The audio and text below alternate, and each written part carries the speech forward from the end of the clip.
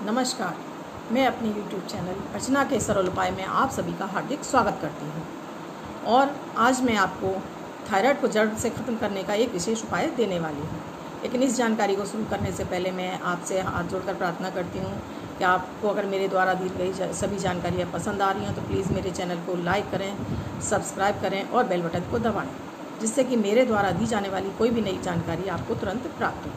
और जिन लोगों ने मेरे इस चैनल को सब्सक्राइब किया हुआ है उन सभी का मैं तहे दिल से धन्यवाद करती हूँ। और मैं कहना चाहती हूँ कि अगर आप अपनी किसी और समस्या के बारे में मुझसे जानकारी चाहते हैं तो प्लीज़ मुझे कमेंट बॉक्स में लिखें, या अपनी कुंडली के विश्लेषण कराना चाहते हैं, अपनी कोई समस्या के बारे में जानना चाहते हैं तो मुझे अपना डेट ऑफ बर्थ और टाइम कमेंट बॉक्स में लिखें, मैं उसका आपको ज़रूर सॉल्यूशन बताऊँगी। तो चलिए आज मैं अपनी एक जानकारी शुरू करती हूँ। थायराइड, जो कि आज समाज में बुरी तरह महामारी की तरह से फैल गया है।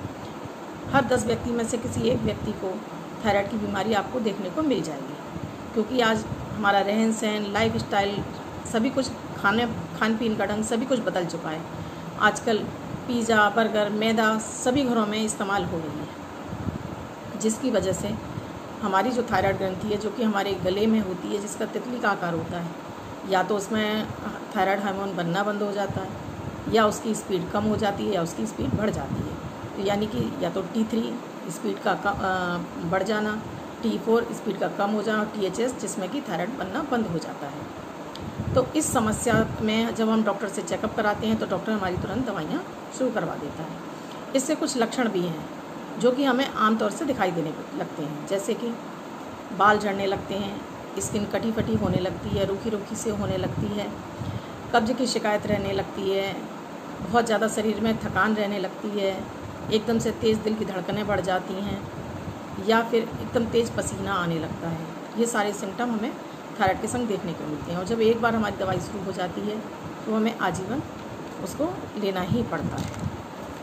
अब मैं आपको बताती हूँ कि मुझे इस थायराइड में आपको किन किन चीज़ों का विशेष रूप से ध्यान रखना चाहिए। तो सबसे पहले आपको जिनकी दवाई चल रही हैं या जिनकी दवाई नहीं भी चल रही हैं, उन सभी से मैं कहूँगी अपने किचन में से, अपने खाने में से सबसे पहले सोयाबीन से बनी हुई सारे प्रोडक्ट्स हटा दीजिए। जैसे कि सोयाबीन का तेल है, सोयाबीन है, या सोयाबीन की बड़ियाँ हैं, या सोयाबीन का दूध है, ये सारी चीज़ें आप बिल्कुल तुरंत से लेना बंद कर दीजिए। कोई सोयाबीन इस चीज़ को और इंक्रीज़ कर देता है, थायराइड को और बढ़ाना शुरू कर देता है, और वजन को बढ़ाना शुरू कर देता है। साथ में ही आप पत्ता गोभी, फूल गोभी और ब्रोकली, इन तीनों चीज़ों को आप कभी कभार तो ले सकते हैं, रेगुलर बेस पर अपने खाने में से इसको हटा दीजिए।